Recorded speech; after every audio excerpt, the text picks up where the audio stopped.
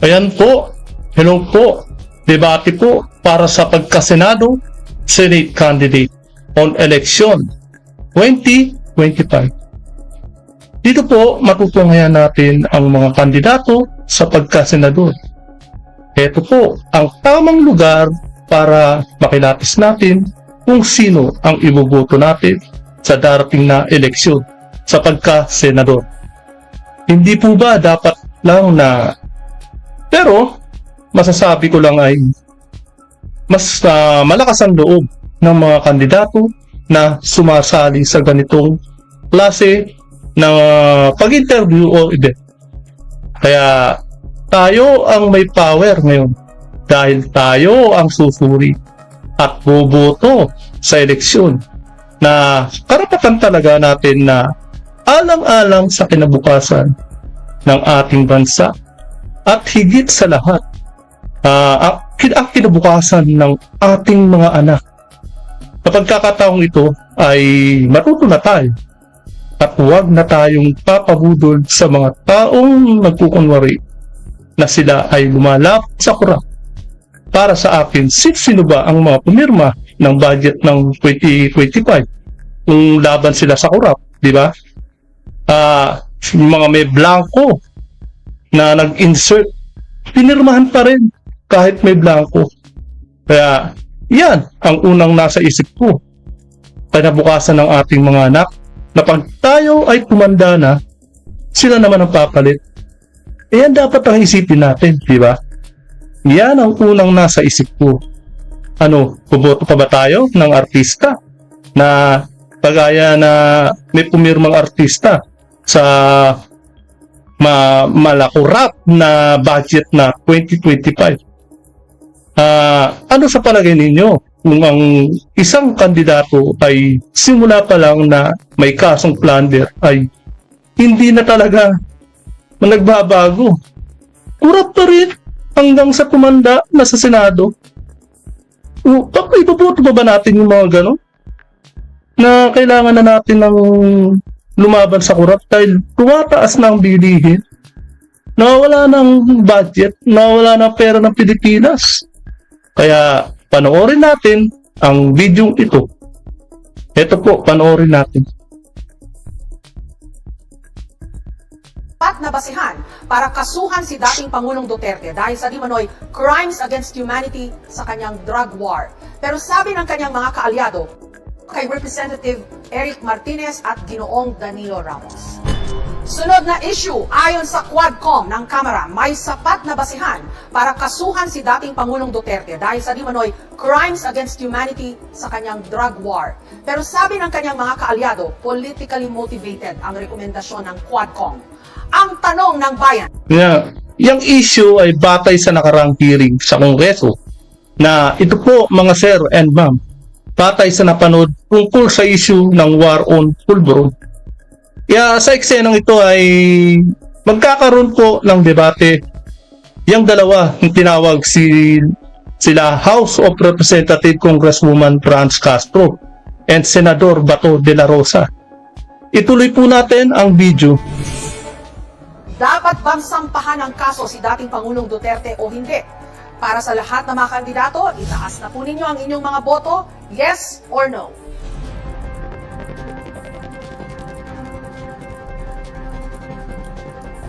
At ang mga sasalang para pagdebatihan ang isyong ito, si Representative Castro na pabor sa panukala. Conditional naman ang tugon ni Senator De La Rosa. Ayan po, conditional, depende yan sa ebidensya siguro na malamang yun ang mga nag-aakusa dapat. Yung mga nag-aakusa ay dapat na batay lang sa sumbong. Ibig sabihin na puro sumbong lang ang pinaniniwalaan nila. Dapat may ebidensya. Dapat yun yung sinasabi ni Senador Bato na kung talagang dapat kasuhan. Pero ito pa sasabihin niya. Dating Presidente Duterte, long overdue na ito. Pati yung mga kasapakat niya at nag-utos sa pagpatay sa war on drugs. Libo-libo ang pinapatay ni Duterte pero wala pang napapanagot. Kaya kailangan talaga ng hustisya ng ating ng ating mga mamamayan. Sinasabi natin dito na dapat ay yung kaso na ito ay matagal na, pati na rin, siguro. Senator De La Rosa? Ang sagot ko dyan is conditional, no? Hybrid. Pwedeng yes, pwedeng no. Yes, in the sense na nobody is above the law. Kapag may meron siyang nagawang kasalanan, kasuhan natin. Pero kung wala naman siya nagawang kasalanan, huwag mo siya kasuhan base doon sa kaso ng ibang tao. Because guilt Kasi nga yung mga tiwaling pulis na gumagawa ng hindi maganda, yan yung mga narcotics. Police narcotics yan, mga yan. Yan yung ayaw na ayaw ni President Duterte noon. Na yan yung nagpapahamak sa kanya. is personal. Huwag po nating ipaangkin kay Pangulong Duterte yung kasalanan ni Ninja Caps. Kaya po, after 3 years na tapos na sa pagulong, walang kaso. Meron ho naman kayo ngayong 15 seconds para mag-react po kay Senator De La Rosa. So, mismong siya, si President Duterte, ay umamin na pumatay siya ng tao. Kaya kailangan siyang kasuhan. At ito, sino ba yung nagdisenyo ng mga policy na ito? Siya rin. At nag-cause ng pagpatay. Maging si Senator Duterte at Senator Bato ay dapat kasuhan. Ma'am, gigil na gigil kang kasuhan si Pangulong Duterte at ako ng mga kaso na hindi mo kami maliling. Kumusta na po yung conviction mo sa kasong child trafficking? Ano na po nangyari? Bakit andyan ka pa? Ngayon, finish ka ron. Yung mga tanong na pamatay ni Resback ni Senador Bato sa'yo. Kamusta na nga ba yung kaso mo? Di ba mga kidnapping yung nangyari nun? Kaya pa nakulong. Yun nga, ang tanong ko, pakisagot lang. Kasi ang Naghihintay nga yung mga tao dyan kung bakit nandyan pa yan sa Kongreso. ordinaryong tao nagtatanong, porque congresswoman ka, hindi ka nakulong. Eh sila pag yung mga ordinaryong tao, kulong ka agad. Kung ito po ay nasa Kongreso, ay out of order po dahil wala siya sa tanong. At ang problema, hindi nga yan ang Kongreso. Di ba? Pinagmamalaki mo yung Kongreso dahil yan yung teritoryo mo, Kongreso. Puros mga investigasyon ang ginagawa nyo dyan daig nyo pa yung yung pag-iimbestiga sa judiciary. Kayo nang tumatrabaho sa judiciary. Nawawala na sa batas ang ginagawa nyo dyan sa Kongreso. No? At ano ginawa ko natin na pag-rescue? Tama na po Hindi. ang ginawa ko na Hindi, mali Hindi rescue ang ginawa mo, di ba? Lumabag ka sa batas. Alam ba ng mga magulang, di ba? Ito, sige, sasabihin niya pa. sa mga teachers, sa mga bata na biktima ng mga harassment, intimidation at threat doon sa sinasabi ni Senator Bato na kaso. So, kung sino mang mga teachers gagawin yon, no, yung ipagtanggol at sagipin yung ating mga teachers. Hindi. Mali. Hindi yun yung topic doon. Ito, paakyatin niyo ba sa Senado to? Na ganito kasinungaling ang isang tao? Diyan pa lang sa debate yan, sinungaling na Paano siya makakasuhan? Bakit siya makakasuhan? Dahil sa ginawa niya. Makakasuhan siya sa ginawa niya. Di ba? Ibig sabihin na may mali siya sa ginawa niya. Bakit iba yung sinasabi niya dyan sa debate? Na lumalabas na siya pa ang walang kasalanan. Talagang ang hirap maiboto sa mga taong ganyan na kasinungaling. At mga estudyante. So, tingin ko po ay walang mali doon sa ginawa po natin doon sa kaso. Yun daw. Akala mo lang wala kang mali. Nakasuhan ka nga Ibig sabihin, may mali ka. Huwag ka na magsinungaling. Now, Senator De La Rosa, may pagkakataon ho kayo na magtanong o mag-react pa rin sa posisyon po ni Representative Castro. 15 seconds po. Ano pong rescue na pinagsasabi niya? Na yung mga parents ng mga bata tama. ay galit na galit sa kanya. Bakit ginamit niya yung mga kabataan para sa kanilang kapakanan? Walang rescue nangyari doon. In fact, konbikado ka sa kaso There was no rescue. Well, yung sinasabi naman po ng mga magulang na galit sa akin, ay ito ay gawa-gawa lang ito. Ito mga magulang na ito. So, kung Oo, kita mo? Lalong magagalit sa iyo ang mga magulang ng mga bata na dinala mo. Pinagbibintangan mo pang mga magulang pang may kasalanan sa iyo? na natin yung mga magulang ng mga bata na talagang involved doon sa pag-aaral ng mga bata doon sa Lumad School, ay talagang nanghihinayang sila doon sa pagsasara. Hindi, kasi kaya nga tinanggal ang Lumad School Dahil yan yung nag-aakit sa mga bata para maging rebelde sila. Yan po yun eh. Eskwelahan po ng mga ano yan. Alam nyo na. ng mga eskwelahan, ng mga lumad, dahil alam naman natin, kulang talaga no, sa serbisyong pang-edukasyon ang mga lumad. So talagang sila ay hinayang na hinanay at sinisisi ang gobyerno ng Duterte. Maraming salamat Naku. po kay Representative Castro at kay Senator De La Rosa. Ayan po, napakinggan nyo po at napanood natin ang debate ng dalawa na kumakandidato sa pagkasenador. Si Congresswoman Franz Castro at si re-elect na si Bato de la Rosa. At ito po, ang medyo rito debate rito. Pero sa ibang network naman to. Bilang manang, responsibilidad ko na sabihan siya, na warningan siya, na baka ito ang Ayan po magpapahamak si, sa'yo. ayan po si Amy Marcos. Magsasalita po siya dyan. Ayun. So may basta ng Isa rin po siya sa mga nagpapatibay na may blanco talaga sa pinirmahan na enroll bill na dyan sa BICAM. responsibilidad ko na sabihan siya, na warningan siya, na baka ito ang magpapahamak sa'yo. Ayun. So may basehan ang pag Yun nga tama naman pala. Talaga magpapahamak sa kanya. Napapahamak na nga siya eh. Sino po ba ang may kagagawan para mapahamak siya? Dapat tinabla niya na yung mga pumapahamak sa kanya. Sino-sino pa ba ang mga pumapahamak sa kanya? Eh di yung mga dyan sa Kongreso, dapat hindi niya na yan pinapaintulutang manatili dyan sa Kongreso. Dapat, kung ayaw niyang masira ang pangalan niya, tanggalin niya na. question sa budget. Oo naman. Sige, ano Hindi nga ako basehan? pumirma eh. Hmm. Pero yung sinasabi ni Pangulo Duterte at ni Pangulo Bongbong, Magkaiba. dalawang magkaibang dokumento kasi yung sinasabing blankety blank, yung maraming Blanco. maraming blanco, totoo yun, kaya hindi ako pumirma ng BICAM. Kasi O di ba? Totoo. Maraming nagsasabi na hindi raw totoo. Ang sinabi pa ni Justice Cordero at ni Grace po, wala raw silang pinirmahan na blanco.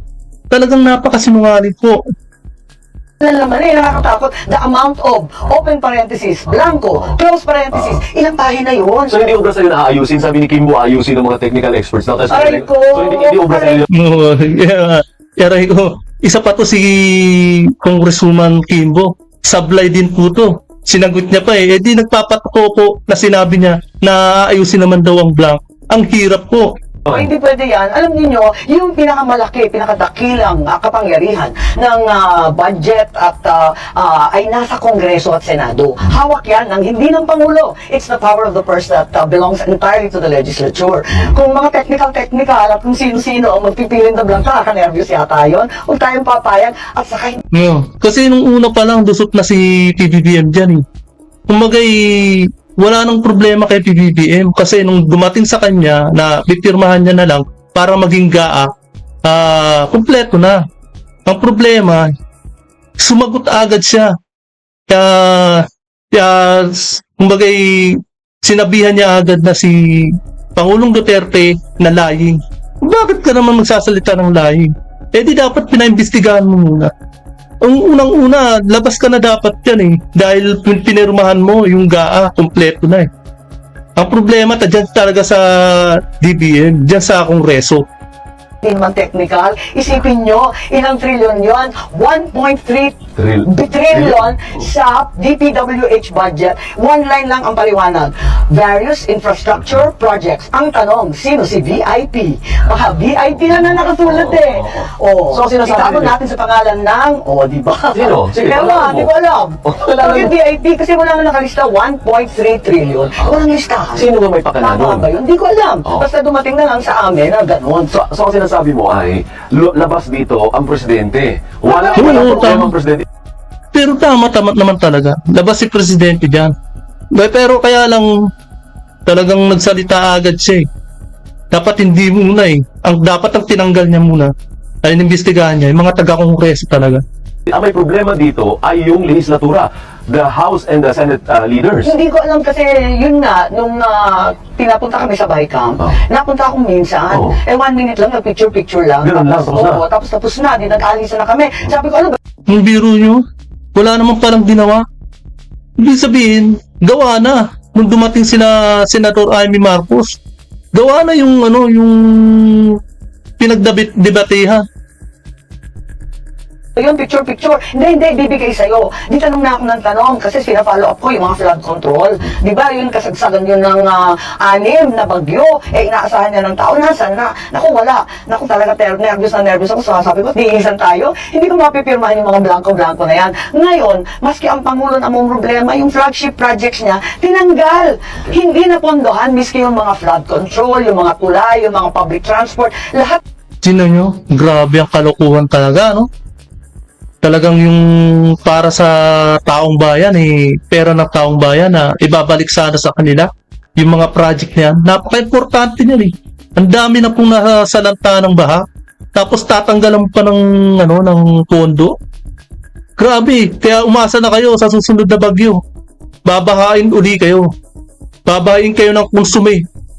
Na inaasam-asam ng ating bayan, ang ating tao, ay hindi na isasatupad at tinanggal para sa mga kalokohang mga kung anik-anik na lang. So agree ka na ito ang most corrupt budget in history? Is that an appropriate word term ba yun? Well, wala naman ako dito nung dekada 30 at Commonwealth at yung mga nakalipas. Pero sa panahon ko, ito na siguro yung pinakamalala kasi hindi ko siya maintindihan. Isipin mo, walang respeto miski sa Pangulo. Yung mga flagship project, hindi na inilagay. Lahat inilagay sa program which is wala lang, ala chamba. Paano naman yun? Nalalaki ng tulay. Yung irigasyon, iniiyak na yan ng mga magsasaka. At ang luma-luma na, dekada 70 yun sa panahon pa ng tatay ko. Alam nyo, kung hindi pa pumiyok sila Congressman Ungab, hindi makikita ang mga kabalastugan nitong mga to. At eto naman po, sa pagsasalita ni Pangulong Marcos Jr., eto po. Na naman tayo ng mga project na pinasok na insertion sa insertion. Because yung insertion na ginawa ay hindi naman kasama yun sa budget request. So ano ngayon yung mga yan? Kung talaga bang kailangan, baka yung iba kailangan, hindi naman kailangan ba pwedeng i-defer. Yung iba, walang masyadong, we are starting to see some project proposals that do not have the appropriate program of work. hindi, walang Kaya na, talagang stress din na kayo pa Pangulong Marcos mo. Ngayon nyo lang nalaman ng pangyayari. Ngayon lang kayo nagsalita ng ganyan. Unang-una, nagsasalita kayo ng lying. Grabe. Dapat nung una pa lang, ganyan na yung sinabi nyo Para hindi rin kayo nadidin sa problemang yan Pera ng bayan yan. Pera ng taong bayan yung tax na yan. Ang laki-laki. Hindi lang. Utang yan. Utang nyo pa sa ewan ko kung saan ba ng mga kabataan aabutan pa ng mga kabataan yung utang na yan appropriate na documentation, hindi maliwanag kung saan pupunta ang pera. Kaya yun ang liliwanagin natin. Hindi naman tayo magkaroon ng napakalaking budget. Yan, dapat yan pa lang ang sinabi nyo una pa lang. Savings, hindi nga kulang-kulang Kailangan maingat tayo kasi yung ginagastos dyan, hindi naman karamihan, pero meron dyan, utang yan. Kaya kailangan mapunta sa tama para dapat napunta sa tama. Kaso pinirmahan nyo na. Batas na siya. Ang problema na lang kung sasang-ayunan ng korte yung mga petisyon ni Atty. Vic Rodriguez at ni Congressman Ungab. Kung papaboran yun, di balik tayo sa 2024, re-enact. Yung mga pinatong dyan, yung mga in-insert dyan para sa AKAP, KAIC, at sa tupad, mawawalang bisa lahat yan. Ang masasabi ko lang, buti nga sa inyo. bayaran natin yung utang. May pawi naman tayo doon sa ginastos natin, doon sa inutang natin. Ayan po, hanggang dito na lamang po. At kung hindi ka pa nakakapag-subscribe, please subscribe my channel para lagi kang updated sa bawat video upload ko. Maraming salamat po.